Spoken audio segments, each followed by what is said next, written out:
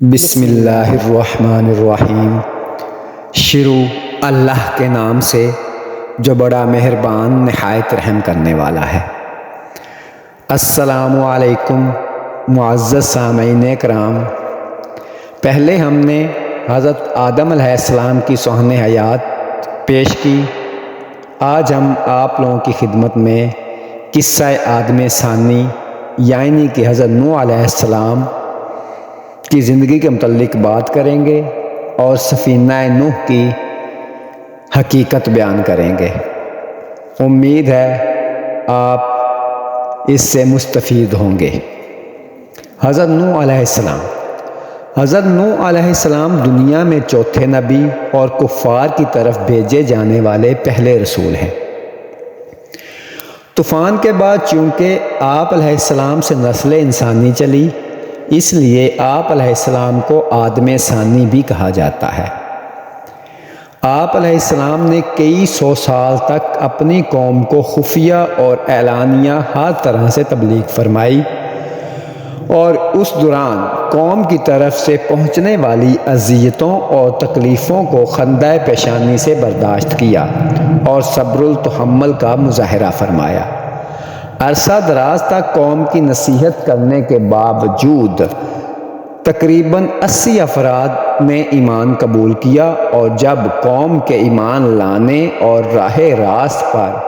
آنے کی کوئی امید باقی نہ رہی تو حضرت نوح علیہ السلام نے ان کے خلاف دعا کی جو قبول ہوئی۔ اللہ تبارک و تعالیٰ نے اہل ایمان کو کشتی میں سوار کر کے نجات بخشی اور کافروں کو طوفان کا عذاب بھیج کر ہلاک کر دیا۔ حضرت نوح علیہ السلام کے فضائل۔ حضرت انس رضی اللہ تعالیٰ عنہ سے روایت ہے کہ حضور نبی کریم صلی اللہ علیہ وآلہ وسلم نے ارشاد فرمایا کہ جب ملک الموت حضرت نوح علیہ السلام کے پاس آئے تو عرض کی، اے نوح علیہ السلام، اے انبیاء میں سب سے بڑے، اے لمبی عمر والے، اے مستجاب الدعوات، آپ علیہ السلام نے دنیا کو کیسا پایا؟ تو حضرت نوح علیہ السلام نے فرمایا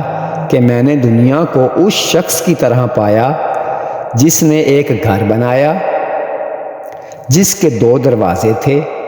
اور وہ ایک دروازے سے داخل ہو کر دوسرے دروازے سے نکل گیا۔ حضرت نوح علیہ السلام کا اسم گرامی اور لقب۔ حضرت نوح علیہ السلام کا اسم گرامی یشکر یا عبد الغفار اور لقب نوح ہے۔ روایات میں آتا ہے کہ آپ علیہ السلام اللہ تعالیٰ کے خوف کی بنا پر کثرت سے گریہ زاری کیا کرتے تھے، اس لیے آپ علیہ السلام نوح کے لقب سے معروف ہوئے۔ حضرت نوح علیہ السلام کو آدم ثانی بھی کہا جاتا ہے۔ اس کی وجہ بیان کرتے ہیں کہ پسماندگان طوفان سے کسی کی نسل نہ بڑھی، صرف نوح علیہ السلام کی نسل تمام دنیا میں ہے۔ اس حوالے سے سورہ صفات آیت نمبر 77 میں ارشاد باری تعالیٰ ہے، اور ہم نے فقط ان ہی کی نسل کو باقی رہنے والا بنایا۔ حضرت نوح علیہ السلام کی ولادت۔ ابن جریر رحمۃ اللہ علیہ کے قول کے مطابق حضرت نوح علیہ السلام کی ولادت حضرت آدم علیہ السلام کے وصال کے تقریباً 126 سال بعد ہوئی۔ اہل کتاب کی تاریخ کے مطابق ولادت نوح اور وفات آدم تقریباً 146 برس کا فاصلہ ہے، اور صحیح ابن حبان رحمۃ اللہ کی روایات کے مطابق ان دونوں شخصیات میں 10 قرن کا فاصلہ ہے، جیسا کہ حضرت ابو امامہ رضی اللہ تعالیٰ عنہ سے روایت ہے کہ ایک شخص نے رسول اللہ صلی اللہ علیہ وآلہ وسلم سے عرض کیا کہ حضرت آدم علیہ السلام اور حضرت نوح علیہ السلام کے درمیان کتنا فاصلہ تھا؟ تو حضور نبی کریم صلی اللہ علیہ وآلہ وسلم نے ارشاد فرمایا کہ 10 قرن۔ قرن کیا ہے؟ قرن سے مراد ایک صدی ہو تو ان دونوں انبیاء کرام علیہ السلام کے درمیان 1000 سال کا فاصلہ ہوگا، اور اگر قرن سے مراد نسل ہو تو اس صورت میں ان کے درمیان ہزاروں سال کا فاصلہ ہوگا، کیونکہ حضرت نوح علیہ السلام سے پہلے لوگ صدیوں تک زندہ رہتے تھے۔ حضرت نوح علیہ السلام سائم الدہر تھے۔ حضرت عبداللہ بن عمر رضی اللہ تعالیٰ عنہ سے روایت ہے کہ حضور نبی کریم صلی اللہ علیہ وآلہ وسلم نے ارشاد فرمایا کہ حضرت نوح علیہ السلام عید الفطر اور عید الاضحیٰ کے دن کے علاوہ ہمیشہ روزہ رکھا کرتے تھے۔ ابن ماجہ شریف میں یہ احادیث موجود ہے۔ نوح علیہ السلام کے اوصاف۔ حضرت نوح علیہ السلام اللہ تعالیٰ کے اعلیٰ درجہ کے کامل ایمان والے بندوں میں سے تھے، جیسا کہ سورۃ الصفات کی آیت نمبر 81 میں ارشاد باری تعالیٰ ہے، بے شک وہ ہمارے کامل ایمان والے بندوں میں سے تھے۔ حضرت نوح علیہ السلام ہر حال میں اللہ تعالیٰ کا شکر ادا کیا کرتے تھے، جیسا کہ سورہ بنی اسرائیل آیت نمبر 3 میں ارشاد باری تعالیٰ ہے کہ ان لوگوں کی اولاد جنہیں ہم نے نوح علیہ السلام کے ساتھ کشتی میں اٹھا لیا تھا، بے شک نوح علیہ السلام بڑے شکر گزار بندے تھے۔ علامہ محمد بن محمد المعروف خانزن رحمۃ اللہ علیہ فرماتے ہیں کہ نوح علیہ السلام کو بطور خاص شکر گزار بندہ فرمانے کی وجہ یہ ہے کہ آپ علیہ السلام جب بھی کوئی چیز کھاتے پیتے یا لباس پہنتے تو اللہ تعالیٰ کی حمد کرتے اور اس کا شکر بجا لاتے۔ اللہ تعالیٰ نے نوح علیہ السلام کو صرف شاکر یعنی کہ شکر گزار ہی نہیں بلکہ شکورن یعنی دائمی شکر کرنے والا قرار دیا، اور پھر شکر جیسے زبان سے ہوتا ہے اس طرح دل اور اعضاء سے بھی ہوتا ہے۔ تو نوح علیہ السلام کے قلب مبارک کا شکر کس قدر تھا، اس کی عظمت کا تو ہم تصور بھی نہیں کر سکتے، اور اعضاء مبارکہ سے کیسے شکر ادا کرتے تھے وہ بھی ہماری عقل سے ورا ہے۔ نوح علیہ السلام پر اللہ تعالیٰ کے انعامات۔ اللہ تعالیٰ نے نوح علیہ السلام پر بہت سے انعامات فرمائے، جیسا کہ صرف آپ علیہ السلام کی اولاد کو باقی رکھا۔ سورہ الصفات میں صفات کی آیت نمبر 77 میں ارشاد باری تعالیٰ ہے کہ اور ہم نے فقط ان ہی کی نسل کو باقی رہنے والا بنایا۔ حضرت عبداللہ بن عباس رضی اللہ تعالیٰ عنہ سے مروی ہے کہ حضرت نوح علیہ السلام کے کشتی سے اترنے کے بعد آپ علیہ السلام کی اولاد اور ان کی بیویوں کے علاوہ جتنے مرد عورت تھے سبھی آگے نسل چلائے بغیر فوت ہو گئے، اور آپ علیہ السلام کی اولاد سے دنیا کی نسلیں چلیں۔ حضرت سمرہ رضی اللہ تعالیٰ عنہ سے روایت ہے کہ حضور نبی کریم صلی اللہ علیہ وآلہ وسلم نے ارشاد فرمایا کہ عرب والے سام کی اولاد سے ہیں، حبشی حام کی نسل سے ہیں، اور رومی یافس کی اولاد سے ہیں۔ حضرت نوح علیہ السلام کا ایک اور انعام یہ ہے کہ نبوت اور کتاب آپ علیہ السلام کی اولاد میں رکھی گئی، اور آپ علیہ السلام کے بعد جتنے نبی اور رسول دنیا میں مبعوث ہوئے سب آپ کی اولاد میں سے تھے، اور تمام آسمانی کتابیں بھی آپ کی اولاد میں ہی مخصوص ہستیوں پر نازل ہوئیں، جیسا کہ سورۃ الحدید میں آیت نمبر 26 میں ارشاد باری تعالیٰ ہے کہ اور بے شک ہم نے نوح اور ابراہیم علیہ السلام کو بھیجا،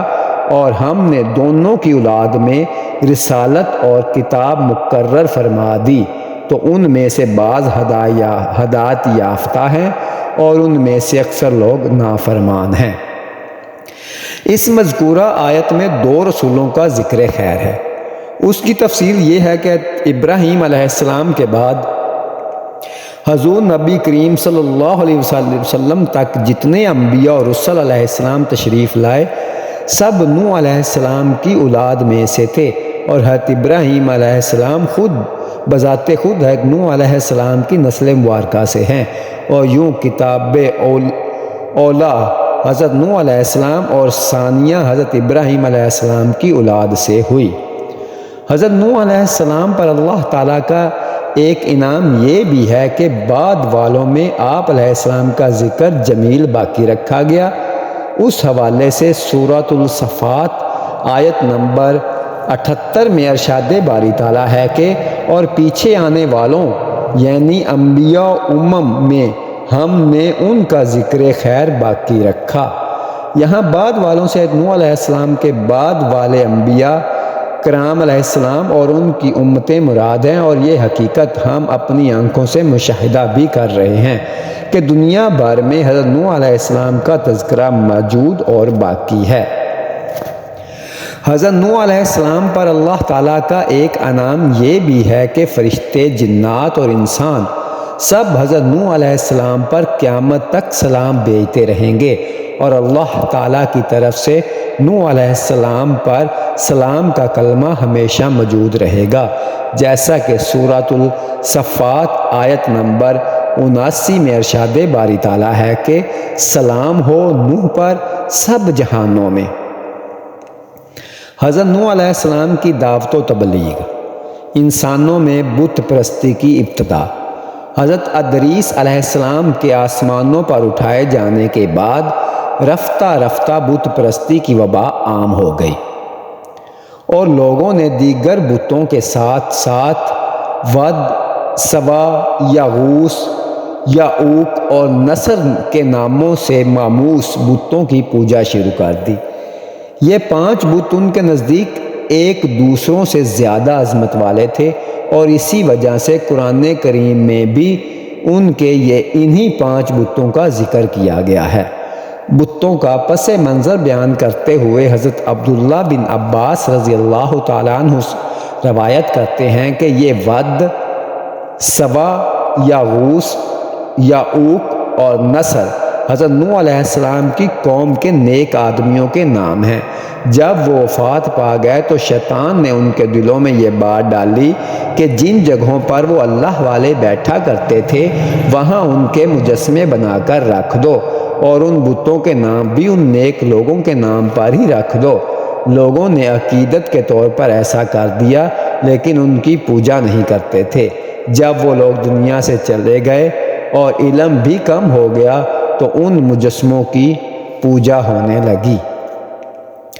حضرت محمد بن کعب قطری کرزی رحمۃ اللہ علیہ فرماتے ہیں کہ ود اور سوا وغیرہ حضرت آدم علیہ السلام کے بیٹوں کے نام ہیں، اور یہ بہت عبادت گزار تھے۔ جب ان میں سے ایک شخص کا انتقال ہوا تو لوگ اس پر شدید غم زدہ ہوئے۔ یہ حال دیکھ کر شیطان انسانی شکل میں ان کے پاس آیا اور کہا کہ تم اپنے ساتھی پر غمگین ہو؟ لوگوں نے جواب دیا کہ ہاں۔ شیطان نے کہا کیا میں تمہارے لیے اس جیسی تصویر بنا دوں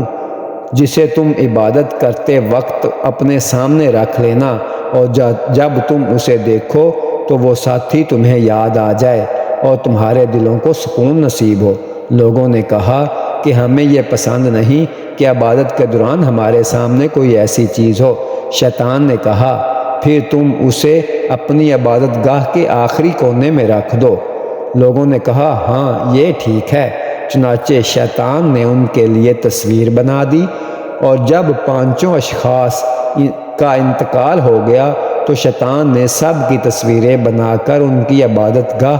کے کونے میں رکھ دیں۔ پھر ایک وقت وہ آیا کہ لوگوں نے اللہ تعالیٰ کی عبادت چھوڑ کر ان تصویروں کو پوجنا شروع کر دیا۔ حضرت نوح علیہ السلام کی بعثت۔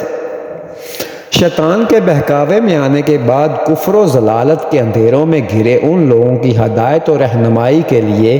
اللہ تعالیٰ نے حضرت نوح علیہ السلام کو رسول بنا کر بھیجا۔ ایک صحیح قول کے مطابق اس وقت حضرت نوح علیہ السلام کی عمر مبارکہ 40 سال تھی۔ حکم الہی اور حضرت نوح علیہ السلام کی تعمیل۔ اللہ تعالیٰ نے حضرت نوح علیہ السلام کو یہ حکم فرمایا کہ وہ اپنی قوم کو عذاب الہی سے ڈرائیں کہ اگر وہ لوگ ایمان نہ لائے تو ان پر دنیا میں بھی خوفناک عذاب آئے گا اور آخرت میں بھی دردناک عذاب کا شکار ہوں گے۔ اس حوالے سے سورہ نوح آیت نمبر 1 میں ارشاد باری تعالیٰ ہے کہ بے شک ہم نے نوح علیہ السلام کو ان کی قوم کی طرف بھیجا کہ آپ علیہ السلام اپنی قوم کو ڈرائیں قبل اس کے کہ انہیں دردناک عذاب آ پہنچے۔ حضرت نوح علیہ السلام نے حکم الہی کی تعمیر میں اپنی قوم سے فرمایا کہ اے میری قوم، میں تمہیں اللہ تعالیٰ کے عذاب سے بہت واضح انداز میں خبردار کرنے اور ڈر سنانے والا ہوں، اور تمہیں کہتا ہوں کہ اللہ تعالیٰ کی وحدانیت کا اقرار کرو، شرک نہ کرو، اور اللہ تعالیٰ کے غضب سے بچنے کے لیے اس کی نافرمانی سے دور رہو۔ اگر تم نے میرے احکام کی تعمیل کی اور میرے لائے ہوئے دین کی تصدیق کی تو اللہ تعالیٰ تمہارے گناہ بخش دے گا اور تمہیں عذاب سے محفوظ رکھے گا۔ اس حوالے سے سورہ نوح آیت نمبر 2 سے 4 میں ارشاد باری تعالیٰ ہے کہ انہوں نے کہا اے میری قوم، بے شک میں تمہیں واضح ڈر سنانے والا ہوں کہ تم اللہ کی عبادت کرو اور اس سے ڈرو اور میری اطاعت کرو۔ وہ تمہارے گناہ بخش دے گا اور تمہیں مقررہ مدت تک مہلت عطا کرے گا۔ بے شک اللہ کی مقررہ کردہ مدت جب آ جائے تو مہلت نہیں دی جاتی، کاش تم جانتے ہوتے۔ قوم نوح کا حضرت نوح علیہ السلام سے برا سلوک۔ حضرت نوح علیہ السلام کی تبلیغ کے جواب میں قوم نے سرکشی کا مظاہرہ کیا، آپ علیہ السلام کو جھوٹا قرار دیا، توحید کو ماننے اور شرک کو چھوڑنے سے انکار کر دیا، اور اس کے علاوہ دھمکی بھی دی کہ اگر آپ علیہ السلام اپنے وعظ و نصیحت اور دین کی تبلیغ سے باز نہ آئے تو ہم آپ کو پتھر مار مار کر قتل کر دیں گے۔ اس انکار و تکذیب اور دھمکیوں کے ساتھ نوح علیہ السلام کی شان میں گستاخانہ جملے بھی کہنے لگے۔ معاذ اللہ، یہ پاگل ہیں۔ گویا حضرت نوح علیہ السلام کو جسمانی، روحانی، قلبی، ذہنی اور ہر ممکن ایذا پہنچانے کی ان کی سرکشوں نے بھرپور کوشش کی، لیکن حضرت نوح علیہ السلام بھی اولو العزم یعنی انتہائی باہمت رسول تھے، اور آپ علیہ السلام نے دعوت دین کی خاطر ان تمام تکالیف کو برداشت کیا۔ اور اس حوالے سے قرآن کریم کی سورہ قمر آیت نمبر 9 میں ارشاد باری تعالیٰ ہے کہ ان سے پہلے قوم نوح نے بھی جھٹلایا تھا، سو انہوں نے ہمارے بندہ مرسل نوح علیہ السلام کی تکذیب کی اور کہا یہ دیوانہ ہے، اور انہیں دھمکیاں دی گئیں۔ اللہ تعالیٰ نے حضور نبی کریم صلی اللہ علیہ وآلہ وسلم کو اولو العزم رسولوں کی طرح صبر و برداشت کا حکم فرمایا، اور ان باہمت رسولوں میں سے نوح علیہ السلام بھی شامل تھے۔ سورہ احقاف آیت نمبر 35 میں ارشاد باری تعالیٰ ہے کہ پس آپ صبر کیجئے جس طرح دوسرے اعلیٰ ہمت پیغمبروں نے صبر کیا تھا، اور اے حبیب آپ ان منکروں کے لیے طلب عذاب میں جلدی نہ فرمائیں جس دن وہ اس عذاب آخرت کو دیکھیں گے جس کا ان سے وعدہ کیا جا رہا ہے تو خیال کریں گے گویا وہ دنیا میں دن کی ایک گھڑی کے سوا ٹھہرے ہی نہیں تھے۔ یہ اللہ کی طرف سے پیغام کا پہنچایا جانا ہے۔ نافرمان قوم کے سوا دیگر لوگ ہلاک نہیں کیے جائیں گے۔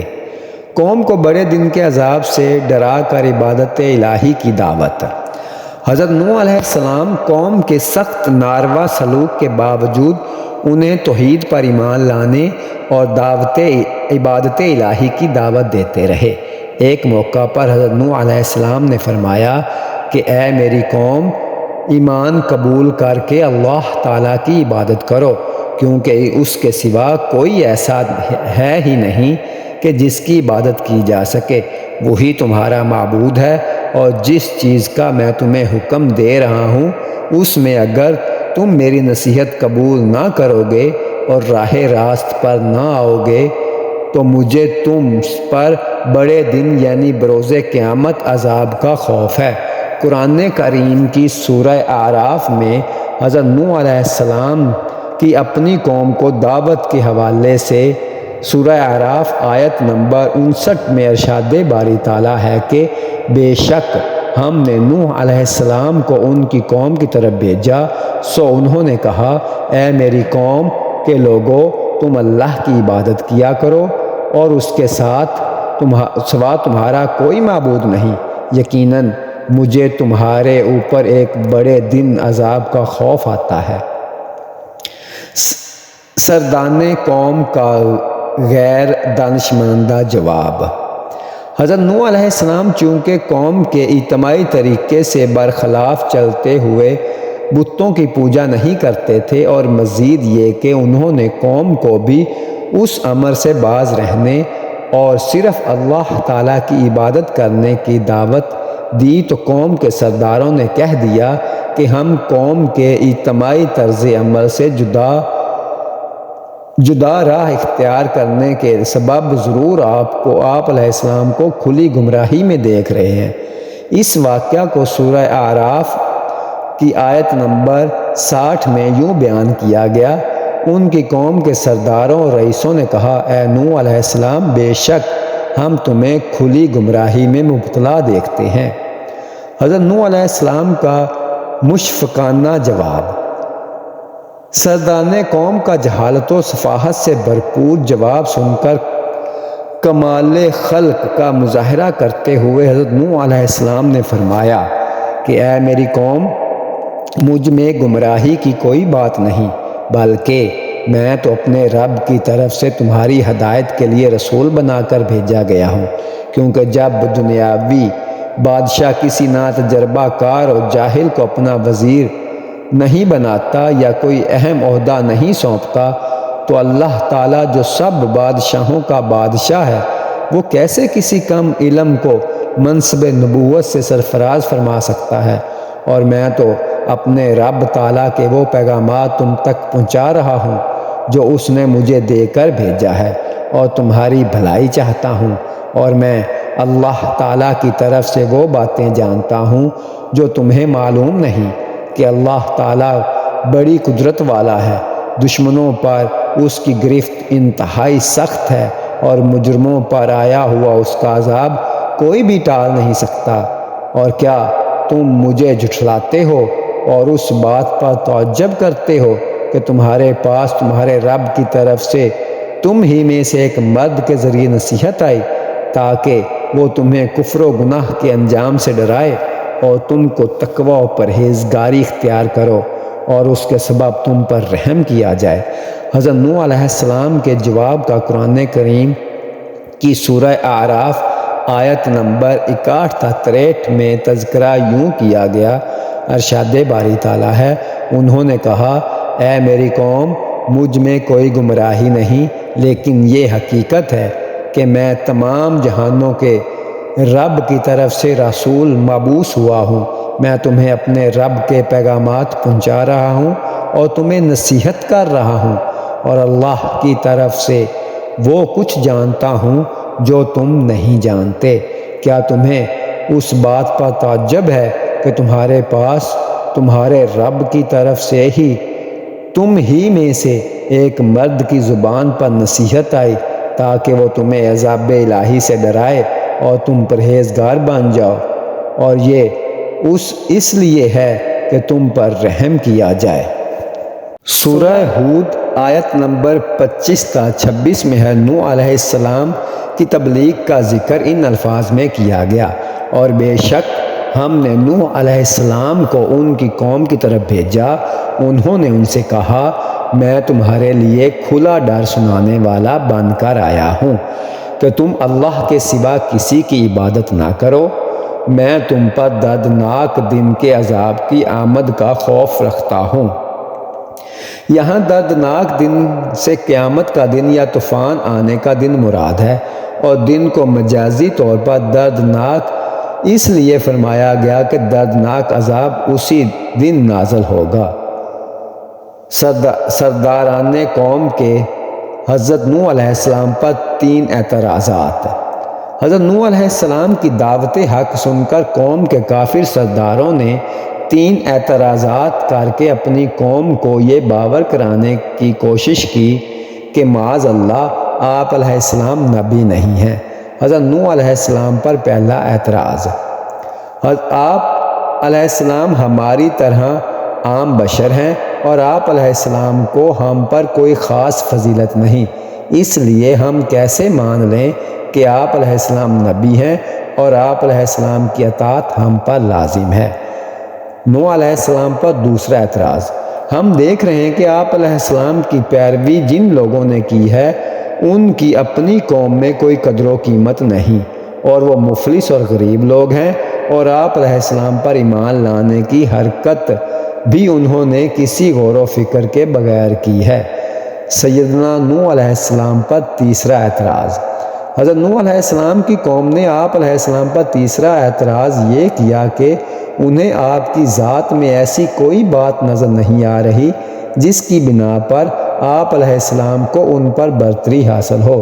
کیونکہ آپ علیہ السلام کے پاس نہ تو مال زیادہ تھا اور نہ ہی ریاست یعنی جائیدادیں اور زمینیں تھیں۔ سردان قوم کے یہ اعتراضات قرآن کریم کی سورہ ہود آیت نمبر 27 میں ان الفاظ کے ساتھ ذکر کیے گئے ہیں، سو ان کی قوم کے کفر کرنے والے سرداروں اور وڈیروں نے کہا، ہمیں تو تم ہمارے اپنے ہی جیسے ایک بشر دکھائی دیتے ہو اور ہم میں سے کسی معزز شخص کو تمہاری پیروی کرتے ہوئے نہیں دیکھا سوائے ہمارے معاشرے کے سطحی رائے رکھنے والے پست و حقیر لوگوں کے، جو بے سوچے سمجھے تمہارے پیچھے لگ گئے ہیں، اور ہم تمہارے اندر اپنے اوپر کوئی فضیلت و برتری یعنی طاقت و اقتدار، مال و دولت یا تمہاری جماعت میں بڑے لوگوں کی شمولیت الغرض ایسا کوئی نمایاں پہلو نہیں دیکھتے، بلکہ ہم تو تمہیں جھوٹا سمجھتے ہیں۔ آج کے حالات دیکھ کر حیرت ہوتی ہے کہ دین سے دور اور مذہب سے بیزار لوگوں کی ذہنیت ہزاروں برس سے یہی چلی آ رہی ہے کہ وہ غریبوں کا مذاق اڑاتے ہیں، خواہ وہ کتنے ہی دیندار کیوں نہ ہو۔ اعتراضات سے پہلے غور و فکر کی دعوت، اعتراضات کا جواب دینے سے پہلے حضرت نوح علیہ السلام نے اپنی قوم کو غور و فکر کی دعوت دیتے ہوئے فرمایا کہ اگر میں حق پر ہوا اور اللہ تعالیٰ نے مجھے اپنے پاس سے نبوت عطا کی ہو لیکن تم غور و فکر نہ کرنے کی وجہ سے اس سے غافل و جاہل رہو تو میں کیا کروں؟ یعنی تمہارا غور و فکر کی وجہ سے حق کو نہ سمجھنا تمہارا قصور ہے یا میرا؟ کیا میں تمہیں اپنی نبوت قبول کرنے پر مجبور کروں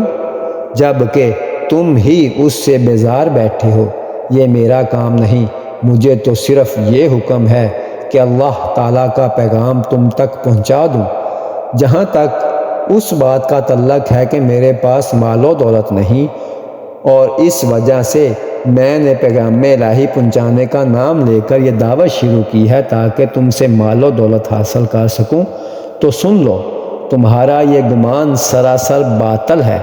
میں رسالت کی تبلیغ پر تم سے کوئی اجرت طلب نہیں کرتا، میرا اجر تو اللہ تعالیٰ کے ذمہ کرم پر ہے، لہٰذا تم اس فاسد گمان کی وجہ سے اپنے آپ کو اخروی سعادتوں کے حصول سے محروم نہ کرو۔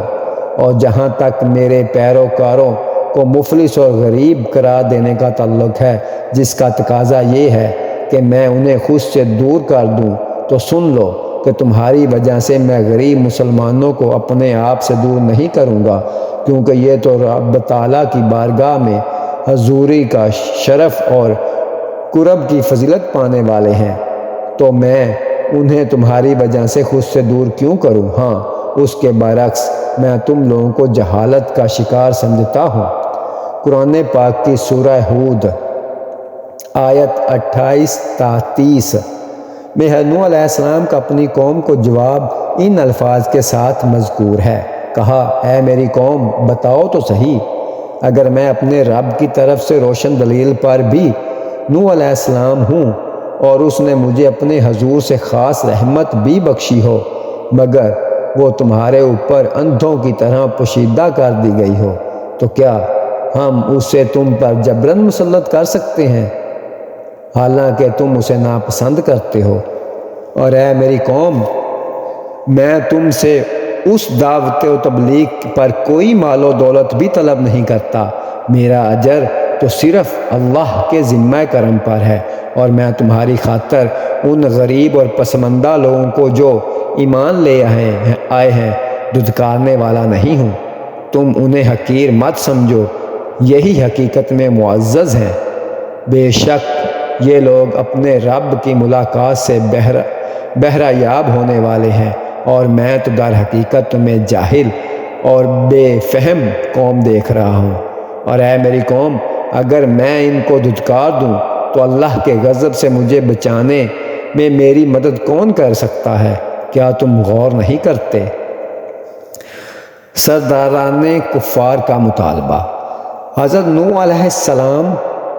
کا جواب سن کر کافر سرداروں نے کہا کہ اے نوح علیہ السلام، آپ علیہ السلام نے ہم سے بہت مباحثہ کر لیا۔ یہ واضح ہے کہ ہم آپ علیہ السلام کی کوئی بات نہیں مانی، اور آپ علیہ السلام بھی ہماری کوئی بات نہیں مان رہے۔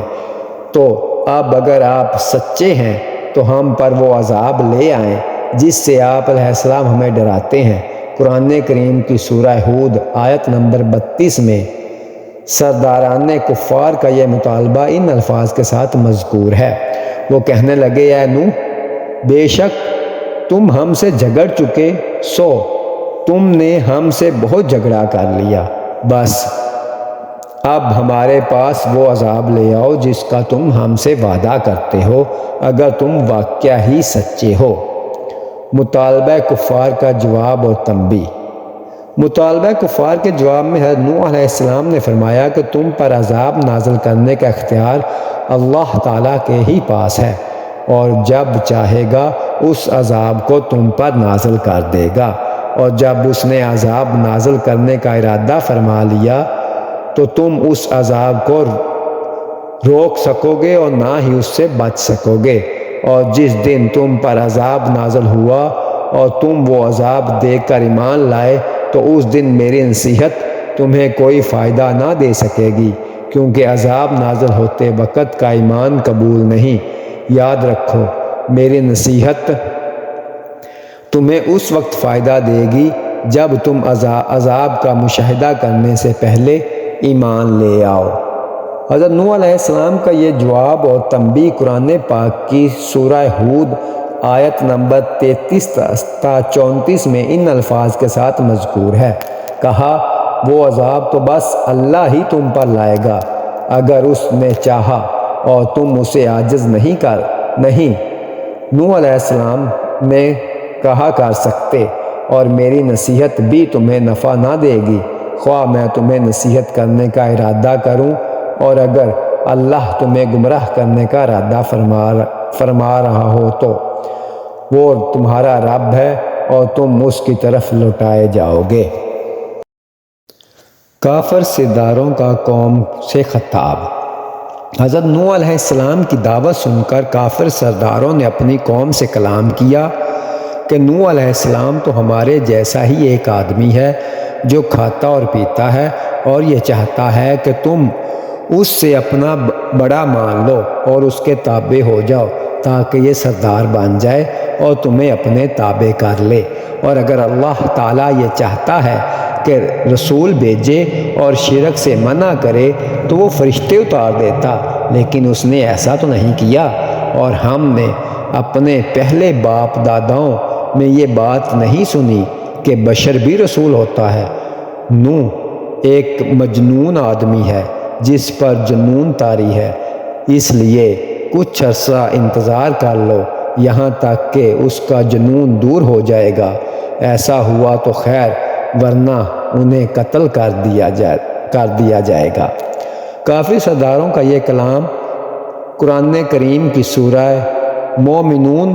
آیت نمبر 24 تا 25 میں ان الفاظ کے ساتھ بیان کیا گیا۔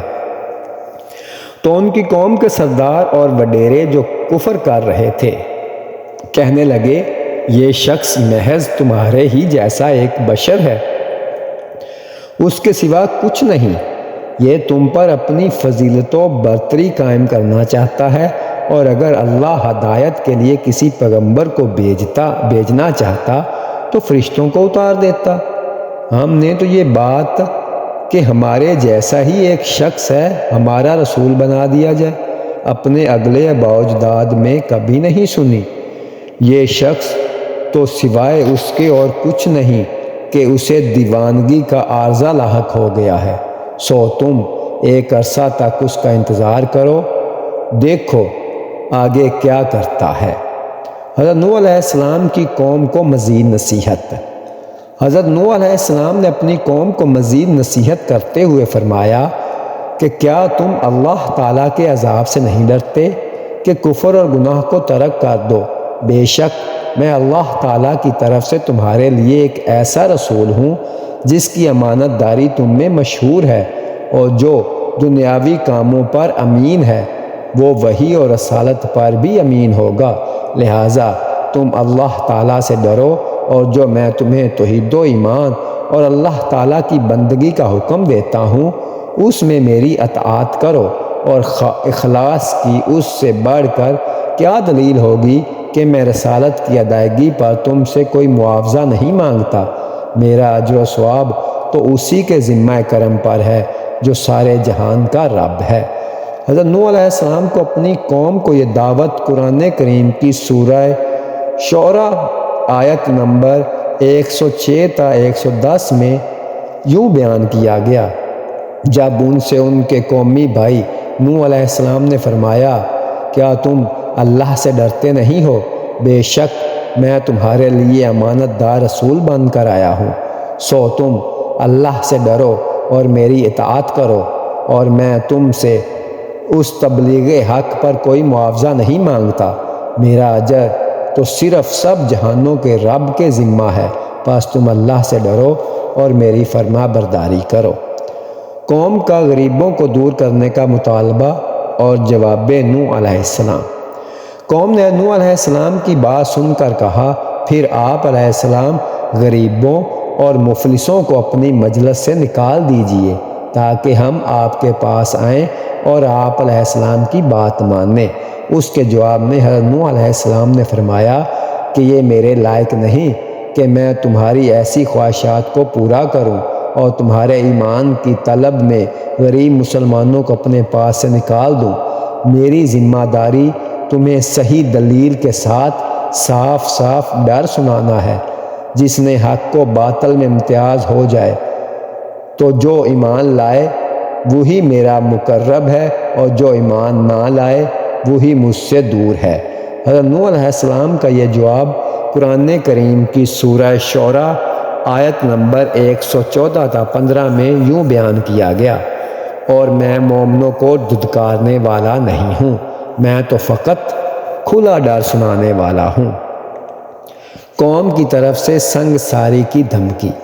حضرت نوح علیہ السلام کا جواب سن کر قوم نے کہا، اے نوح علیہ السلام، اگر آپ علیہ السلام اپنے دین کی دعوت دینے سے باز نہ آئے تو ضرور آپ علیہ السلام بھی ان لوگوں میں شامل ہو جاؤ گے جنہیں سنگسار یعنی پتھر مار مار کر قتل کر دیا گیا ہے۔ قرآن پاک کی سورہ شعراء آیت نمبر 116 میں قوم نوح کا یہ جواب کچھ اس طرح بیان کیا گیا۔ وہ بولے، اے نوح علیہ السلام، اگر تم ان باتوں سے باز نہ آئے تو تمہیں یقیناً سنگسار کر دیا جائے گا۔ حضرت نوح علیہ السلام کا قوم سے دو ٹوک کلام۔ جب حضرت نوح علیہ السلام نے یہ دیکھا کہ ان کا اپنی قوم کے درمیان مدت دراز تک ٹھہرنا اور اللہ تعالیٰ کی آیتوں کے ذریعے نصیحت کرنا انہیں ناگوار لگ رہا ہے تو ان کی قوم نے ان کے قتل اور جلا وطنی کا ارادہ کر لیا ہے، تو آپ علیہ السلام نے ان سے فرمایا کہ اے میری قوم، اگر میرا تمہارے درمیان ٹھہرنا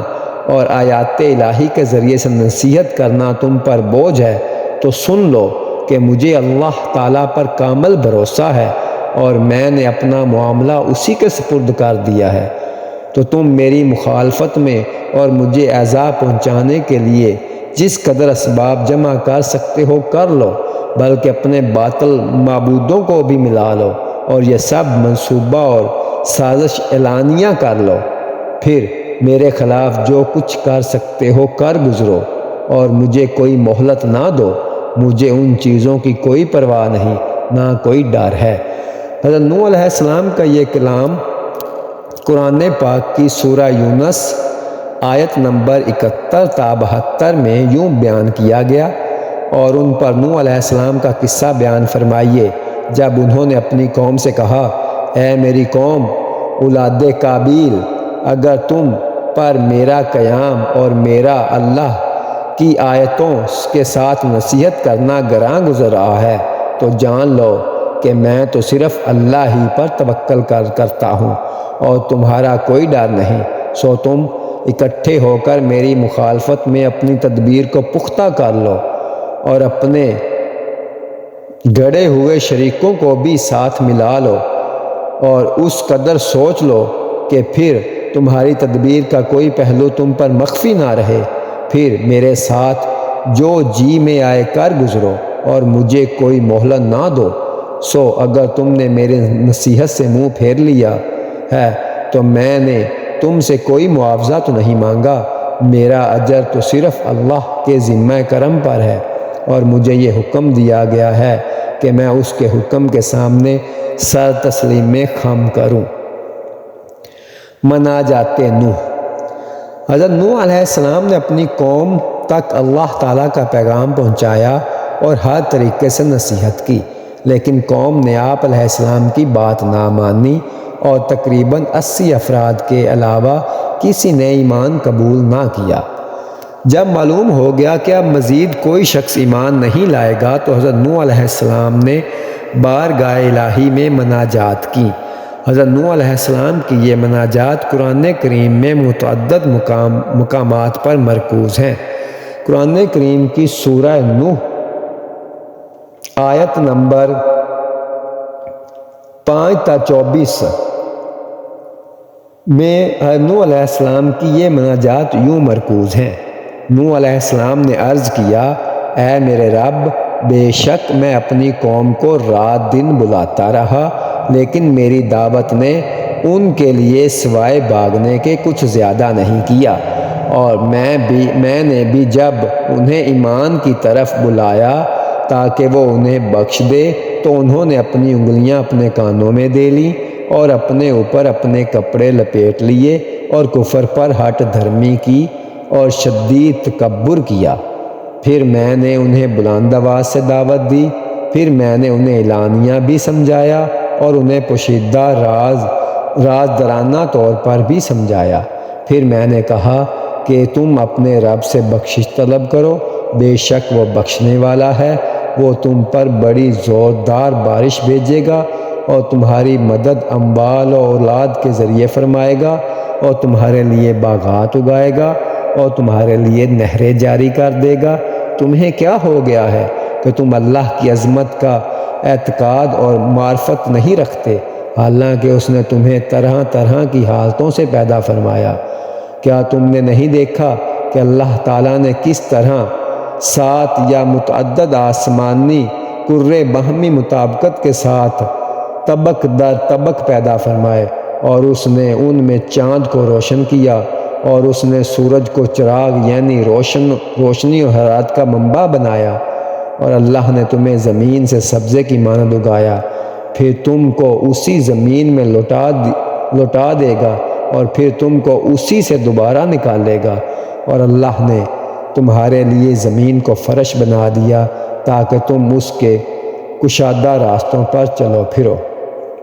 نوح علیہ السلام نے عرض کیا، اے میرے رب، انہوں نے میری نافرمانی کی اور اس سرکشی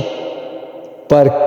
کے طبقے کی پیروی کرتے رہے جس کے مال و دولت اور اولاد نے انہیں سوائے نقصان کے اور کچھ نہیں دیا، اور عوام کو گمراہی میں رکھنے کے لیے وہ بڑی بڑی چالیں چلتے رہے اور کہتے رہے کہ تم اپنے معبودوں کو مت چھوڑنا،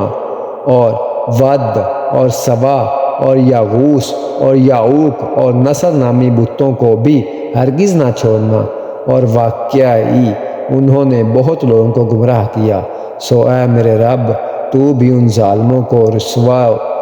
سوائے گمراہی کے کسی اور چیز میں نہ بڑھا۔ ان مناجات کے علاوہ قرآن کریم میں حضرت نوح علیہ السلام کے کفار کے خلاف مزید دعائیں بھی مرکوز ہیں، جیسا کہ سورۃ القمر آیت نمبر 10 میں یوں ہے، سو انہوں نے اپنے رب سے دعا کی کہ میں اپنی قوم کے مظالم سے عاجز ہوں، پس تو انتقام لے لے۔ اسی طرح سورۃ المومنون آیت نمبر 26 میں یوں مرکوز ہے، نوح علیہ السلام نے عرض کیا، اے میرے رب میری مدد فرما کیونکہ انہوں نے مجھے جھٹلا دیا۔ اسی طرح سورۃ الشعراء میں درج ہے، شعراء کی آیت نمبر 117 اور 118 میں یوں مرکوز ہے، عرض کیا، اے میرے رب میری قوم نے مجھے جھٹلا دیا۔ نوح علیہ السلام نے عرض کی، پس تو میرے اور ان کے درمیان فیصلہ فرما دے اور مجھے ان مومنوں کو جو میرے ساتھ ہیں نجات دے دے۔ اس طرح سورہ نوح آیت نمبر 26 تا 27 میں یوں مرکوز ہے، اور نوح علیہ السلام نے عرض کیا، اے میرے رب زمین پر کافروں میں سے کوئی بسنے والا باقی نہ چھوڑ، بے شک اگر تو انہیں زندہ چھوڑے گا تو وہ تیرے بندوں کو گمراہ کرتے رہیں گے اور وہ بدکار اور سخت کافر اولاد کے سوا کسی کو جنم نہیں دیں گے۔ نوح علیہ السلام کی اہل ایمان کے لیے مغفرت۔ ایک موقع پر کفار کے خلاف دعا کرنے کے بعد نوح علیہ السلام نے اپنے لیے، اپنے والدین اور مومن مردوں اور عورتوں کے لیے دعا کرتے ہوئے اللہ تعالیٰ کی بارگاہ میں عرض کی، جسے قرآن پاک کی سورہ نوح آیت نمبر 28 میں یوں بیان کیا گیا ہے، اے میرے رب مجھے بخش دے اور میرے والدین کو اور ہر اس شخص کو جو مومن ہو کر میرے گھر میں داخل ہوا، اور جملہ مومن مردوں کو اور مومن عورتوں کو اور ظالموں کے لیے سوائے ہلاکت کے کچھ بھی زیادہ نہ فرما۔ دعائے نوح کی قبولیت۔ اللہ تعالیٰ نے نوح علیہ السلام کی دعا قبول فرمائی، انہیں اور ان کے پیروکاروں کو بڑے غم سے نجات بخشی اور جھٹلانے والوں کے خلاف آپ کی یوں مدد فرمائی کہ قوم کے تمام کفار کو عذاب سے ہلاک کر دیا۔ اس واقعہ کا ذکر قرآن کریم کی سورۃ الانبیاء آیت نمبر 76 تا 77 میں ان الفاظ کے ساتھ کیا گیا، اور نوح علیہ السلام کو بھی یاد کریں جب انہوں نے ان انبیاء علیہ السلام سے پہلے ہمیں پکارا تھا، سو ہم نے ان کی دعا قبول فرمائی، پس ہم نے ان کو اور ان کے گھر والوں کو بڑے شدید غم و انداز سے نجات بخشی، اور ہم نے اس قوم کے اذیت ناک ماحول میں ان کی مدد فرمائی اور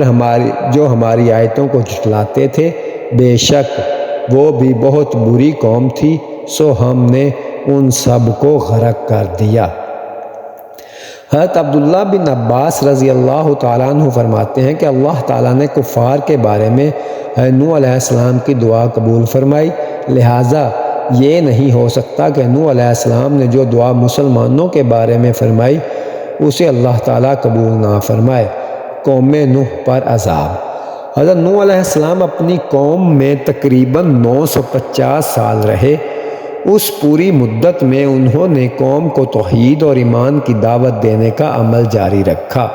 اور ان کی طرف سے پہنچنے والی سختیوں اور ایذاؤں پر صبر کیا۔ جب قوم اپنی حرکتوں سے باز نہ آئی اور ایمان لانے کی بجائے کفر پر اڑی رہی تو اللہ تعالیٰ نے حضرت نوح علیہ السلام کی طرف وحی بھیجی کہ آپ اپنی قوم کے جن لوگوں سے ایمان قبول کرنے کی توقع تھی تو وہ ایمان قبول کر چکے، ان کے علاوہ جو لوگ اپنے کفر پر ہی قائم ہیں وہ اب کسی صورت ایمان قبول نہیں کریں گے۔ لہٰذا اس طویل مدت کے دوران کفار کی طرف سے آپ علیہ السلام کو جس تکذیب اور اذیت کا سامنا ہوا اس پر آپ علیہ السلام غمگین نہ ہو، اور ان کفار کے کرتوت ختم ہو گئے اور اب ان سے انتقام لینے کا وقت آ گیا۔ اس کا ذکر قرآن کریم کی سورہ عنکبوت آیت نمبر 14 میں ان الفاظ میں کیا گیا، اور بے شک ہم نے نوح علیہ السلام کو ان کی قوم کی طرف بھیجا تو وہ ان میں 50 برس کم 1000 سال رہے، پھر ان لوگوں کو طوفان نے آ پکڑا اسی حال میں کہ وہ ظالم تھے۔ اسی طرح سورہ ہود آیت نمبر 36 میں ارشاد فرمایا، اور نوح علیہ السلام کی طرف وحی کی گئی کہ اب ہرگز تمہاری قوم میں سے مزید کوئی ایمان نہیں لائے گا سوائے ان کے جو اس وقت تک ایمان لا چکے ہیں، سو آپ ان کی تکذیب کے کاموں سے رنجیدہ نہ ہو۔ کشتی بنانے کا حکم۔ کفار پر عذاب چونکہ کئی طریقوں سے آ سکتا تھا، اس لیے اللہ تعالیٰ نے حضرت نوح علیہ السلام کو بتا دیا کہ وہ عذاب ڈبو دیے جانے کی صورت میں ہوگا، اور ڈبونے سے نجات کی صورت میں صرف کشتی کے ذریعے ممکن ہے۔ اس لیے اللہ تعالیٰ نے نوح علیہ السلام کو کشتی تیار کرنے کا حکم دیا۔ قرآن کریم میں 2 مقامات پر کشتی بنانے کا حکم ذکر ہے۔ سورہ ہود آیت نمبر 37 میں ارشاد باری تعالیٰ ہے کہ اور جب ہمارے حکم کے مطابق ہمارے سامنے ایک کشتی بناؤ، اور ظالموں کے بارے میں مجھ سے کوئی بات نہ کرنا، وہ ضرور غرق کیے جائیں گے۔ اور اسی طرح سورہ مومنون آیت نمبر 27 میں ارشاد باری تعالیٰ ہے کہ پھر ہم نے ان کی طرف وحی بھیجی کہ تم ہماری نگرانی میں اور ہمارے حکم کے مطابق ایک کشتی بناؤ، سو جب ہمارا حکم عذاب آ جائے اور تنور بھر کر پانی ابلنے لگے تو تم اس میں ہر قسم کے جانوروں میں سے 1-2 جوڑے نر مادہ بٹھا لینا، اور اپنے گھر والوں کو بھی اس میں سوار کر لینا، سوائے ان میں سے اس شخص کے جس پر فرمان عذاب پہلے ہی صادر ہو چکا ہے، اور مجھ سے ان لوگوں کے بارے میں کچھ بھی عرض نہ کرنا جنہوں نے تمہارے انکار کی صورت میں ظلم کیا، وہ بحر توڑ ڈبو دیے جائیں گے۔ کشتی نوح کی تیاری۔ روایات میں ہے کہ نوح علیہ السلام نے اللہ تعالیٰ کے حکم سے ساج کے درخت بوئے۔ 20 سال میں یہ درخت تیار ہوئے۔ اس عرصہ میں مطلقاً کوئی بچہ پیدا نہ ہوا۔ اس سے پہلے جو بچے پیدا ہو چکے تھے وہ بالغ ہو گئے، اور انہوں نے بھی حضرت نوح علیہ السلام کی دعوت قبول کرنے سے انکار کر دیا۔ پھر نوح علیہ السلام کشتی بنانے میں مشغول ہو گئے۔ سرداران قوم کا مذاق اور انہیں جواب۔ حضرت نوح علیہ السلام کشتی بناتے رہے، اور ان کی قوم کے سرداروں میں سے جب بھی کوئی ان کے پاس سے گزرتا تو ان کا مذاق اڑاتا اور کہتا، اے نوح علیہ السلام کیا کر رہے ہو؟ آپ علیہ السلام فرماتے کہ ایسا مکان بنا رہا ہوں جو پانی پر چلے۔ یہ سن کر وہ ہنستے، کیونکہ آپ علیہ السلام کشتی جنگل میں بنا رہے تھے جہاں دور دور تک پانی نہ تھا، اور لوگ مذاق کے طور پر یہ بھی کہتے تھے کہ پہلے تو آپ علیہ السلام نبی تھے، اب بڑھئی ہو گئے۔ حضرت نوح علیہ السلام نے ان سے فرمایا کہ کسی وقت ہم بھی تمہیں ہلاک ہوتا دیکھ کر تم پر ایسے ہی ہنسیں گے جیسے تم کشتی دیکھ کر ہنس رہے ہو۔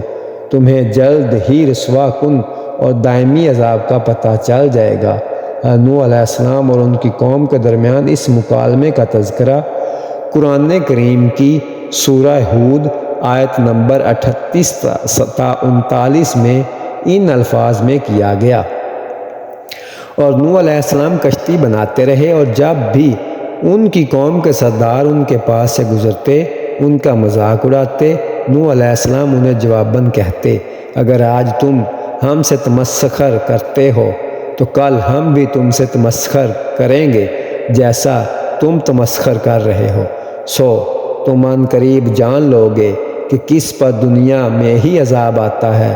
اور جو اسے ذلیل و رسوا کر دے گا، اور پھر آخرت میں بھی کس پر ہمیشہ قائم رہنے والا عذاب اترتا ہے۔ کشتی نوح کی نوعیت اور تیار ہونے کی مدت۔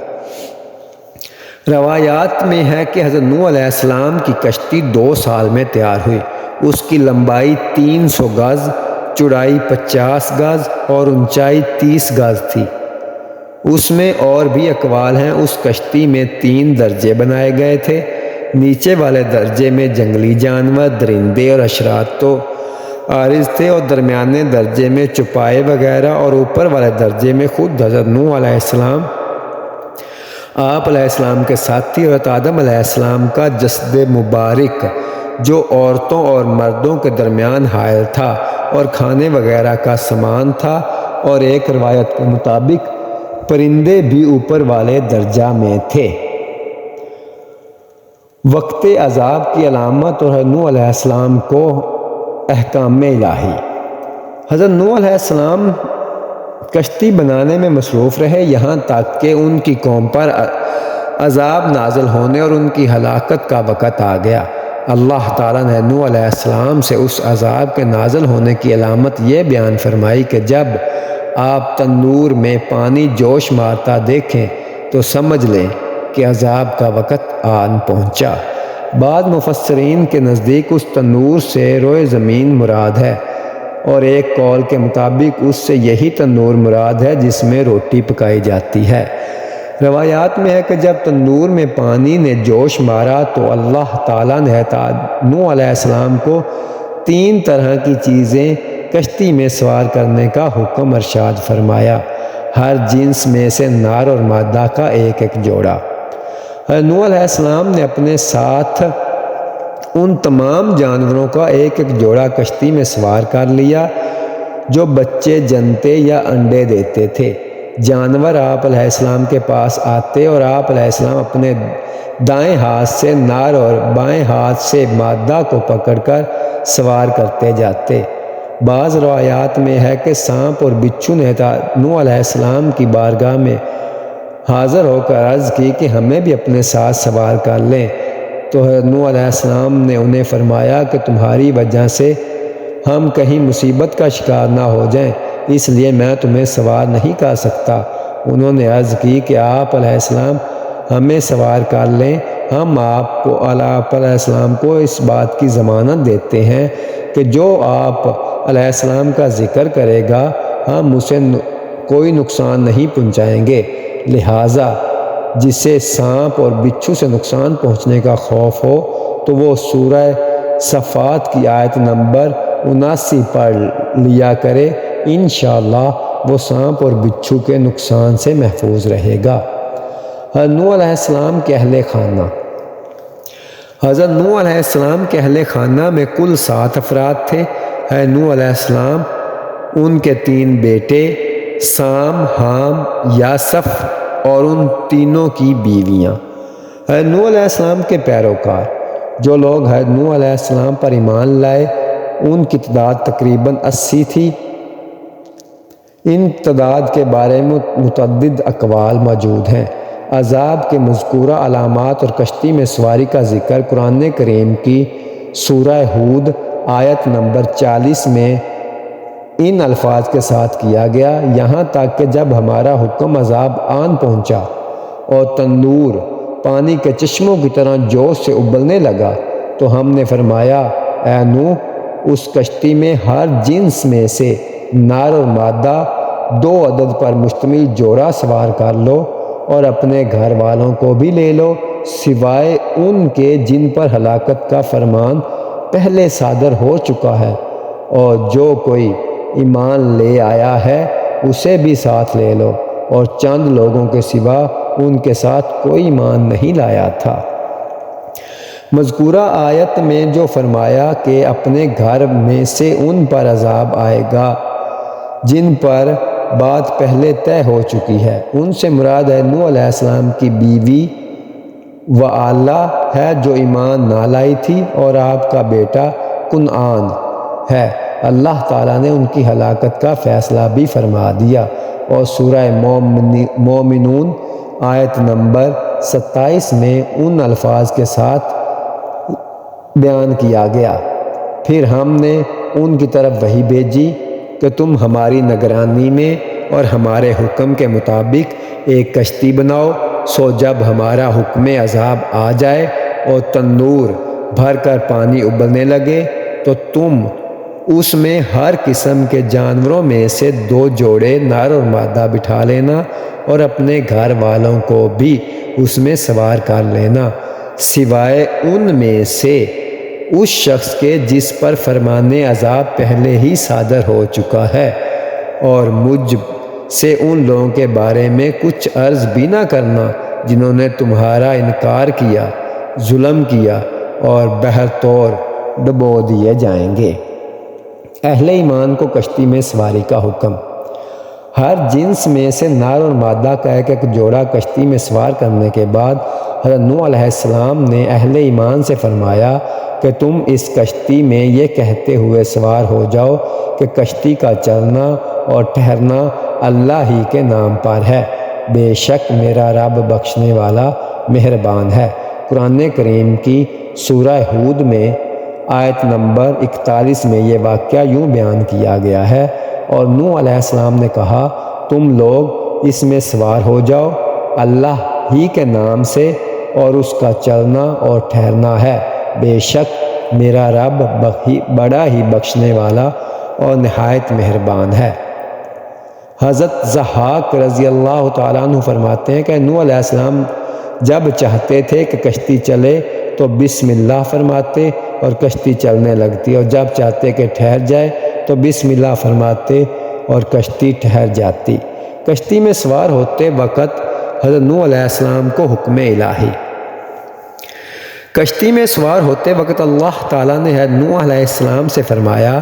کہ جب تم اور تمہارے ساتھ والے کشتی میں صحیح طرح بیٹھ جاؤ تو تم کہنا کہ تمام تعریفیں اس اللہ کے لیے ہیں جس نے ظالم لوگوں کو ہلاک کر کے ہمیں ان سے نجات دی، اور کشتی سے اترتے وقت یوں دعا کرنا، اے میرے رب مجھے برکت والی جگہ اتار دے اور تو سب سے بہتر اتارنے والا ہے۔ اس حوالے سے قرآن کریم کی سورہ مومنون آیت نمبر 28 تا 29 میں ارشاد باری تعالیٰ ہے کہ پھر جب تم اور تمہاری سنگت والے لوگ کشتی میں ٹھیک طرح سے بیٹھ جائیں تو کہنا کہ ساری تعریفیں اللہ ہی کے لیے ہیں جس نے ہمیں ظالم قوم سے نجات بخشی، اور عرض کرنا، اے میرے رب مجھے بابرکت منزل پر اتار اور تو سب سے بہتر اتارنے والا ہے۔ طوفان کی شدت اور سیلابی موجوں کی کیفیت۔ جب حضرت نوح علیہ السلام کی قوم پر عذاب آیا تو آسمان سے زبردست بارش برسی اور یہ لگاتار 40 دن اور رات برستی رہی۔ اسی دوران زمین سے بھی اس قدر پانی نکلا کہ زمین چشموں کی طرح ہو گئی، پانی پہاڑوں سے اونچا ہو گیا یہاں تک کہ ہر چیز اس میں ڈوب گئی، اور ہوا اس شدت سے چل رہی تھی کہ اس کی وجہ سے پہاڑوں کی مانند اونچی لہریں بلند ہو رہی تھیں، اور انہی لہروں کے درمیان حضرت نوح علیہ السلام کی کشتی رواں دواں تھی۔ اس واقعے کے ذکر قرآن پاک کی سورہ قمر آیت نمبر 11 تا 14 میں ان الفاظ میں بیان کیا گیا، اور پھر ہم نے موسلا دھار بارش کے ساتھ آسمان کے دروازے کھول دیے اور ہم نے زمین سے چشمے جاری کر دیے، سو زمین و آسمان کا پانی ایک ہی کام کے لیے جمع ہو گیا جو ان کی ہلاکت کے لیے پہلے سے مقرر ہو چکا تھا، اور ہم نے ان کو یعنی نوح علیہ السلام کو تختوں اور میخوں والی کشتی پر سوار کر لیا جو ہماری نگاہوں کے سامنے ہماری حفاظت میں چلتی تھی۔ یہ سب کچھ اس ایک شخص نوح علیہ السلام کا بدلہ لینے کی خاطر تھا جس کا انکار کیا گیا۔ حضرت نوح علیہ السلام کے کافر بیٹے کنعان کا انجام۔ روایات میں ہے کہ حضرت نوح علیہ السلام کا ایک بیٹا کنعان تھا، آپ علیہ السلام اسے اظہار اسلام کی وجہ سے مسلمان سمجھتے تھے، لیکن در حقیقت وہ منافق تھا۔ طوفان کے وقت یہ کشتی سے باہر ایک کنارے پر کھڑا تھا۔ نوح علیہ السلام نے اسے پکارا کہ کہا، اے بیٹے تو ہمارے ساتھ کشتی میں سوار ہو جا اور کافروں کے ساتھ نہ ہو۔ نوح علیہ السلام کی پکار سن کر کنعان نے کشتی میں سوار ہونے کی بجائے یہ جواب دیا کہ میں ابھی کسی پہاڑ کی پناہ لے لوں گا جو مجھے پانی سے بچا لے گا۔ نوح علیہ السلام نے اس سے فرمایا کہ آج کے دن عذاب الہی سے کوئی بچنے والا نہیں، صرف وہی ڈوبنے سے بچ سکتا ہے جس پر اللہ تعالیٰ رحم فرما دے۔ پھر نوح علیہ السلام اور ان کے بیٹے کنعان کے درمیان ایک لہر بلند ہو کر حائل ہوئی اور کنعان اس میں ڈوب کر اپنے انجام کو پہنچا۔ اس واقعہ کا ذکر قرآن کریم کی سورہ ہود آیت نمبر 42 اور 43 میں ان الفاظ میں کیا گیا، اور وہ کشتی پہاڑوں جیسی طوفانی لہروں میں انہیں لیے چلتی جا رہی تھی کہ نوح علیہ السلام نے اپنے بیٹے کو پکارا اور وہ ان سے الگ کافروں کے ساتھ کھڑا تھا۔ اے میرے بیٹے، ہمارے ساتھ سوار ہو جا اور کافروں کے ساتھ نہ رہ۔ وہ بولا، میں کشتی میں سوار ہونے کی بجائے ابھی کسی پہاڑ کی پناہ لیتا ہوں، وہ مجھے پانی سے بچا لے گا۔ نوح علیہ السلام نے کہا، آج اللہ کے عذاب سے کوئی بچانے والا نہیں ہے مگر اس شخص کو جس پر وہی اللہ رحم فرما دے۔ اسی اثناء میں دونوں یعنی باپ بیٹے کے درمیان طوفانی موج حائل ہو گئی، سو وہ ڈوبنے والوں میں ہو گیا۔ بیٹے کی نجات کے لیے دعائے نوح۔ لہر حائل ہونے پر نوح علیہ السلام نے بیٹے کی نجات طلب کرتے ہوئے بارگاہ الہی میں دعا فرمائی کہ اے میرے رب، میرا بیٹا بھی تو میرے گھر والوں میں سے ہے، اور تو نے مجھ سے میری اور میرے گھر والوں کی نجات کا وعدہ فرمایا ہے۔ بے شک تیرا وعدہ سچا ہے اور اس وعدے کو پورا ہونے میں کوئی شک نہیں۔ بے شک تو سب حاکموں سے بڑھ کر جاننے والا اور سب سے زیادہ عدل فرمانے والا ہے۔ نوح علیہ السلام کی دعا کے جواب میں اللہ تعالیٰ نے فرمایا، اے نوح، تیرا بیٹا تیرے گھر والوں یعنی اہل ایمان یا وعدہ نجات میں شامل گھر والوں میں سے ہرگز نہیں۔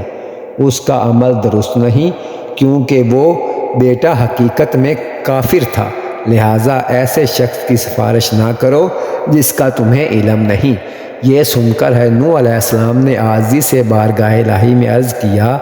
کہ اے میرے رب، میں اس بات سے تیری پناہ چاہتا ہوں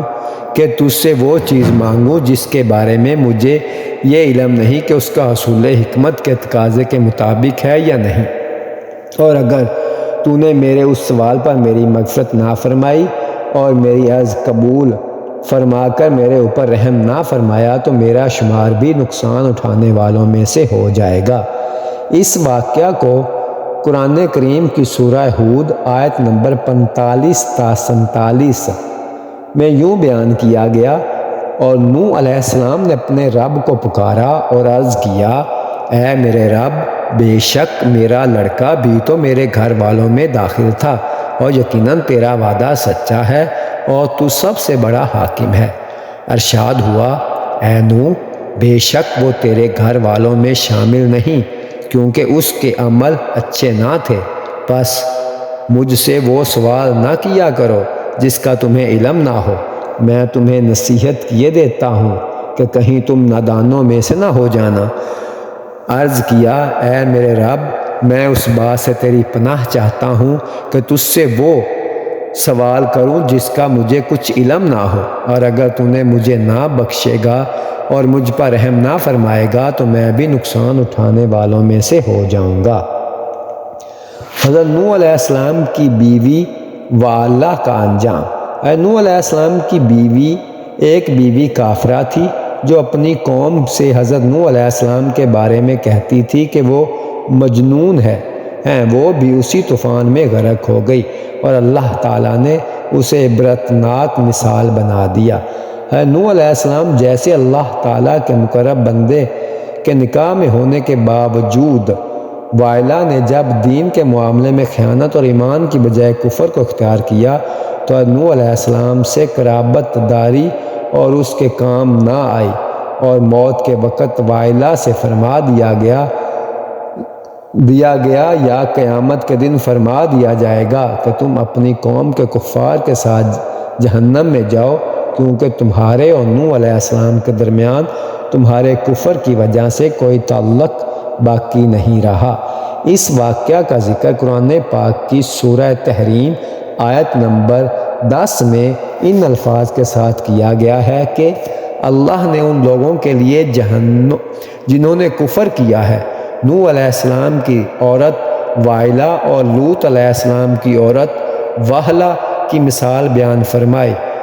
وہ دونوں ہمارے بندوں میں سے دو سہلے بندوں کے نکاح میں تھیں، سو دونوں نے ان سے خیانت کی، پس وہ اللہ کے عذاب کے سامنے ان کے کچھ کام نہ آئے، اور ان سے کہہ دیا گیا کہ تم دونوں عورتیں داخل ہونے والوں کے ساتھ دوزخ میں داخل ہو جاؤ۔ قوم نوح کی ہلاکت کے بعد کے حالات۔ روایات میں ہے کہ جب طوفان اپنی انتہا کو پہنچا، حضرت نوح علیہ السلام کی قوم کو غرق کر دیا گیا، تو اللہ تعالیٰ کی طرف سے زمین کا حکم ہوا، اے زمین اپنا پانی نکل جا، اور آسمان کو حکم ہوا کہ اے آسمان تھم جا۔ اس کے بعد زمین خشک کر دی گئی، اور یوں حضرت نوح علیہ السلام کی کافر قوم مکمل طور پر ہلاک ہو گئی۔ جب حضرت نوح علیہ السلام کی کشتی 6 ماہ زمین میں گھوم کر موصل یا شام کی حدود میں واقع جودی پہاڑی پر ٹھہر گئی، اس واقعہ کا ذکر قرآن کریم کی سورہ ہود میں آیت نمبر 44 میں ان الفاظ میں کیا گیا کہ اور جب سفینہ نوح کے سوا سب ڈوب کر ہلاک ہو چکے تو حکم دیا گیا، اے زمین اپنا پانی نگل جا، اور اے آسمان تو تھم جا، اور پانی خشک کر دیا گیا اور کام تمام کر دیا گیا، اور کشتی جودی پہاڑ پر جا ٹھہری، اور فرما دیا گیا کہ ظالموں کے لیے رحمت سے دوری ہے۔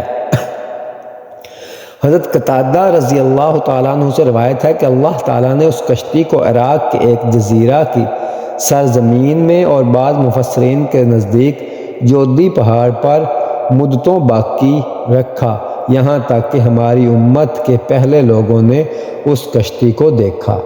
قوم نوح کی ہلاکت کا سبب اور بعد ہلاکت بھی عذاب۔ نوح علیہ السلام کی قوم کے لوگ اپنی خطاؤں کی وجہ سے طوفان میں ڈوب گئے اور پھر غرق ہونے کے بعد عذاب دوزخ کی آگ میں داخل کیے گئے۔ اس حوالہ میں قرآن کریم کی سورہ نوح آیت نمبر 25 میں ارشاد باری تعالیٰ ہے کہ وہ اپنے گناہوں کے سبب غرق کر دیے گئے، پھر آگ میں ڈال دیے گئے، سو وہ اپنے لیے اللہ کے مقابلے کسی کو مددگار نہ پا سکے۔ قوم نوح کی ہلاکت نشان عبرت۔ حضرت نوح علیہ السلام اور ان کی قوم کے واقعات میں عبرت و نصیحت کا ایک خزانہ موجود ہے۔ اس میں متکبروں اور غریب مسلمانوں کو حقیر جاننے والوں کے لیے عبرت ہے، یوں ہی کفار کے لیے عبرت ہے کہ جو لوگ اللہ کے رسولوں کو جھٹلائیں گے اور ان پر ویسا عذاب آ سکتا ہے جیسا قوم نوح پر آیا۔ اس میں ایمان والوں کے لیے بھی درس ہے کہ وہ ایمان پر ثابت قدم رہیں، تو جس طرح اللہ تعالیٰ نے حضرت نوح علیہ السلام پر ایمان لانے والوں کو مخالفین کے شر سے نجات دی، اسی طرح انہیں بھی مخالفین کے شر سے بچائے گا۔ قرآن کریم میں کئی مقامات پر یہ پہلو بیان کیے گئے ہیں۔ سورہ اعراف آیت نمبر 64 میں ارشاد باری تعالیٰ ہے کہ پھر ان لوگوں نے انہیں جھٹلایا، سو ہم نے انہیں اور ان لوگوں کو جو کشتی میں ان کی معیت میں تھے نجات دی، اور ہم نے ان لوگوں کو غرق کر دیا جنہوں نے ہماری آیتوں کو جھٹلایا تھا، بے شک وہ اندھے یعنی بے بصیرت لوگ تھے۔ سورہ مومنین آیت نمبر 30 میں ارشاد باری تعالیٰ ہے کہ بے شک اس واقعہ میں بہت سی نشانیاں ہیں، اور یقیناً ہم آزمائش کرنے والے ہیں۔ اس طرح سورہ شعراء آیت نمبر 119 تا 121 میں ارشاد باری تعالیٰ ہے کہ پس ہم نے ان کو اور جو ان کے ساتھ بھری ہوئی کشتی میں سوار تھے نجات دے دی، پھر اس کے بعد ہم نے باقی ماندہ لوگوں کو غرق کر دیا۔ بے شک اس واقعہ میں قدرت الہیہ کی بڑی نشانی ہے، اور ان کے اکثر لوگ مومن نہ تھے۔ اس طرح سورہ عنکبوت آیت نمبر 15 میں ارشاد باری تعالیٰ ہے کہ پھر ہم نے نوح علیہ السلام کو اور ان کے ہمراہ کشتی والوں کو نجات بخشی، اور ہم نے اس کشتی اور واقعہ کو تمام جہان والوں کے لیے نشانی بنا دیا۔ اسی طرح سورہ فرقان آیت نمبر 37 میں ارشاد باری تعالیٰ ہے کہ اور نوح علیہ السلام کی قوم کو بھی جب انہوں نے رسولوں کو جھٹلایا تو ہم نے انہیں غرق کر ڈالا، اور ہم نے انہیں دوسرے لوگوں کے لیے نشان عبرت بنا دیا، اور ہم نے ظالموں کے لیے دردناک عذاب تیار کر رکھا ہے۔ اسی طرح سورہ یونس آیت نمبر 73 میں ارشاد باری تعالیٰ ہے کہ پھر آپ علیہ السلام کی قوم آپ کو جھٹلایا، پس ہم نے انہیں اور ان کے ساتھ کشتی میں تھے عذاب طوفان سے نجات دی، اور ہم نے انہیں زمین میں جان نشین بنا دیا اور ان لوگوں کو غرق کر دیا جنہوں نے ہماری آیتوں کو جھٹلایا تھا۔ سو آپ دیکھیے کہ ان لوگوں کا انجام کیسا ہوا جو ڈرائے گئے تھے۔ اسی طرح سورہ قمر آیت نمبر 15 اور 16 میں ارشاد باری تعالیٰ ہے کہ اور بے شک ہم نے اس طوفان نوح کے آثار کو نشانی کے طور پر باقی رکھا، تو کیا کوئی سوچنے اور نصیحت قبول کرنے والا ہے؟ سو میرا عذاب اور میرا ڈر سنانا کیسا تھا۔ قوم نوح پر اختتام عذاب کے بعد کے احوال۔ کشتی ٹھہرنے پر شکر کا روزہ۔ روایات میں ہے کہ نوح علیہ السلام کشتی میں 10ویں رجب کو سوار ہوئے اور 10ویں محرم الحرام کو کشتی جودی پہاڑ پر ٹھہری، تو نوح علیہ السلام نے اس کے شکر کا روزہ رکھا اور اپنے تمام ساتھیوں کو بھی روزہ رکھنے کا حکم فرمایا۔ نوح علیہ السلام کو کشتی سے اترنے کا حکم۔ جب زمین پر پانی خشک ہو گیا، اس پر چلنا پھرنا اور ٹھہرنا ممکن ہو گیا، تو اللہ تعالیٰ نے نوح علیہ السلام سے فرمایا کہ اے نوح، تم ہماری طرف سے سلامتی اور ان برکتوں کے ساتھ کشتی سے اتر جاؤ جو تم پر اور تمہارے ساتھیوں کی جماعت پر ہیں۔ اس کے ساتھ یہ بھی فرمایا کہ دنیا میں کچھ جماعتیں ایسی بھی ہوں گی جنہیں اللہ تعالیٰ ان کی مقررہ مدتوں تک فراغی عیش اور وسعت رزق عطا فرمائے گا، پھر انہیں اللہ تعالیٰ کی طرف سے آخرت میں دردناک عذاب پہنچے گا۔ اس کا ذکر قرآن کریم کی سورہ ہود آیت نمبر 48 میں ارشاد باری تعالیٰ ہے کہ فرمایا گیا اے نوح، ہماری طرف سے سلامتی اور برکتوں کے ساتھ کشتی سے اتر جاؤ جو تم پر ہیں اور ان طبقات پر ہیں جو تمہارے ساتھ ہیں، اور آئندہ پھر کچھ طبقے ایسے ہوں گے جنہیں ہم دنیاوی نعمتوں سے بہریاب فرمائیں گے، پھر انہیں ہماری طرف سے دردناک عذاب آ پہنچے گا۔ طوفان نوح کے بعد پہلے شہر کی تعمیر۔ 10ویں محرم الحرام کو 6 ماہ بعد سفینہ نوح جودی پہاڑ پر ٹھہرا۔ سب لوگ پہاڑ سے اترے اور پہلا شہر جو بسایا اس کا نام سوق السمانین رکھا۔ یہ بستی جبل نہاردون کے قریب موصل میں واقع ہے۔ اس طوفان میں 2 عمارتیں مثل گنبد و مینارہ باقی رہ گئی تھیں جنہیں کچھ نقصان نہ پہنچا۔ اس وقت روئے زمین پر سوائے ان کے اور کوئی عمارت نہ تھی۔ نوح علیہ السلام کے بیٹے سام کو وصیت۔ حضرت کعب بن احباب رضی اللہ عنہ سے مروی ہے کہ نوح علیہ السلام کی وفات کا وقت قریب آیا تو انہوں نے اپنے بیٹے سام کو بلایا اور فرمایا کہ میں تمہیں 2 باتوں کی تاکید کرتا ہوں اور 2 باتوں سے منع کرتا ہوں۔ پہلی بات یہ ہے کہ اس بات کی گواہی دیتے رہنا کہ اللہ کے سوا کوئی معبود نہیں، بے شک لا الہ الا اللہ ایسا کلمہ ہے جو 7 آسمانوں کو پھاڑ سکتا ہے اور کوئی چیز اسے چھپا نہیں سکتی۔ اگر 7 آسمان 7 زمین اور جو کچھ ان کے درمیان میں ہے سب ایک پرلے میں رکھ دیا جائے اور دوسرے پرلے میں یہ کلمہ رکھ دیا جائے تو یہ دوسرا پرلہ وزنی ہوگا۔ دوسری بات یہ ہے کہ کثرت کے ساتھ سبحان اللہ والحمد للہ پڑھتے رہنا کیونکہ یہ کلمہ ثواب کا جامع ہے۔ تیسری بات یہ ہے کہ کسی کو اللہ کا شریک ٹھہرانے سے باز رہنا۔ چوتھی بات یہ ہے کہ اللہ تعالیٰ کو چھوڑ کر کسی اور پر توکل کرنے سے بھی باز رہنا۔ دنیا سے متعلق حضرت اسرائیل علیہ السلام کا نوح علیہ السلام سے کلام۔ حضرت انس رضی اللہ تعالیٰ عنہ سے روایت ہے کہ حضور نبی کریم صلی اللہ علیہ وسلم نے ارشاد فرمایا کہ جب ملک الموت حضرت اسرائیل علیہ السلام حضرت نوح علیہ السلام کے پاس آئے اور عرض کی، اے نوح علیہ السلام، اے انبیاء میں سب سے بڑے،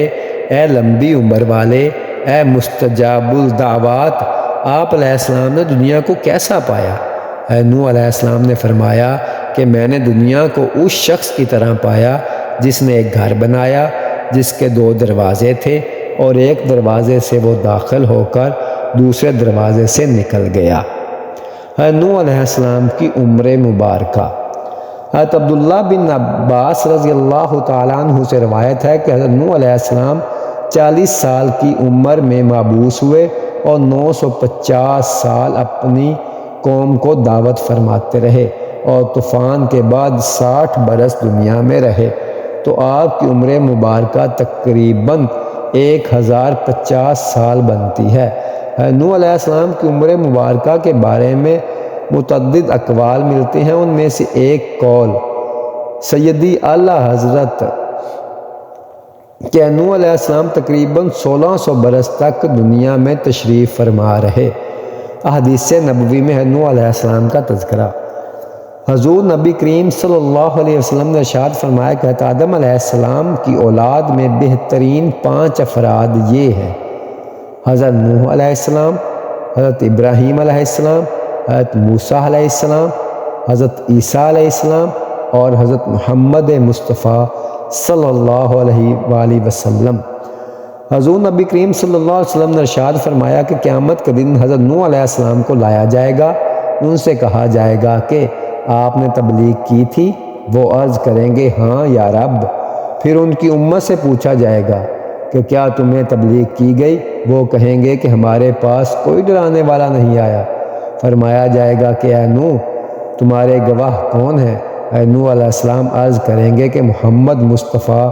صلی اللہ علیہ وآلہ وسلم اور ان کی امت۔ اس کے بعد حضور نبی کریم صلی اللہ علیہ وسلم نے فرمایا کہ اس کے بعد میری امت کو لایا جائے گا اور تم سب گواہی دو گے کہ نوح علیہ السلام نے تبلیغ کی تھی۔ سانپ سے بچنے کا وظیفہ۔ حضور نبی کریم صلی اللہ علیہ وآلہ وسلم نے ارشاد فرمایا کہ جب کسی کے گھر میں سانپ نمودار ہو تو اس سے کہہ دو کہ ہم حضرت نوح علیہ السلام اور حضرت سلیمان علیہ السلام کے معاہدوں کے واسطے تجھ سے سوال کرتے ہیں کہ تو ہمیں نہ ستا، وہ چلا جائے گا، پھر بھی اگر وہ واپس آئے تو اسے مار دو۔ معزز سامعین، یہ تھی حضرت نوح علیہ السلام کی زندگی، ان کی تبلیغ، ان کی قوم پر عذاب اور سفینہ نوح کا قصہ۔ امید کرتا ہوں کہ آپ لوگ اس سے مستفیض ہوں گے۔ اللہ تبارک و تعالیٰ سے دعا ہے کہ اللہ تبارک و تعالیٰ ہمیں انبیاء کرام کی زندگیوں پر عمل کرنے اور ان کے احکامات کی پیروی کرنے والا بنائے۔ آمین ثم آمین۔ جزاک اللہ خیرا۔